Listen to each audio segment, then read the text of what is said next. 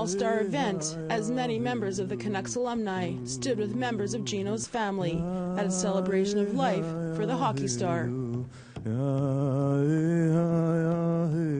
His best friend Peter Leach and his wife Shar took care of Gino for 10 years and says it was an honor to do so. You know, he was a true warrior. You know, he didn't see himself as a legend. He goes, I haven't earned that yet. He said, I'm not there like Brian Trottier, you know. But I said, no, today he's a true legend, without a doubt, you know, and I'm honored to say that. Former teammate Jeff Courtnall says Gino was more than a teammate. Gino was a leader on that team, and he did it in probably the greatest ways, and that was, you know, not only in the room being such a fun, positive guy, but on the ice. Probably, you know, the greatest protector that I played with, and he knew how to do his job better than anybody. And here on the Musqueam Reserve, we truly celebrate a man that meant so much to so many, and Musqueam was considered his second home.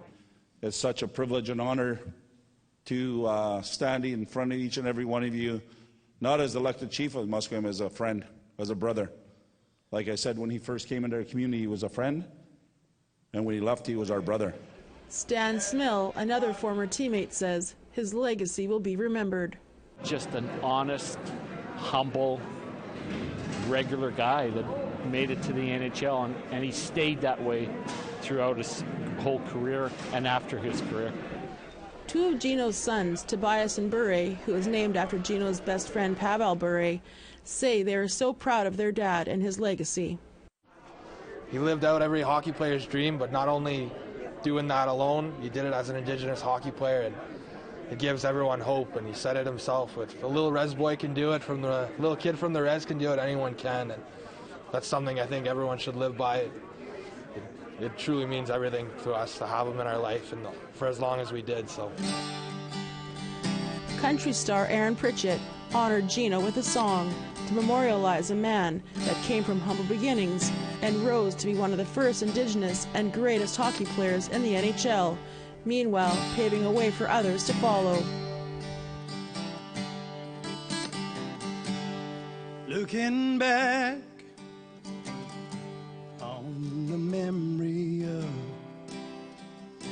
the dance we shared beneath the stars above, for a moment all the world was right.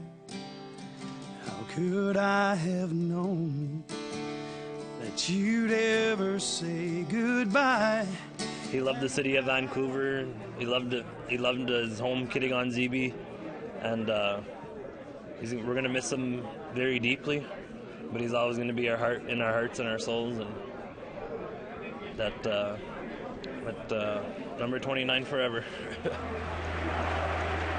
Tina House, APTN National News, Vancouver.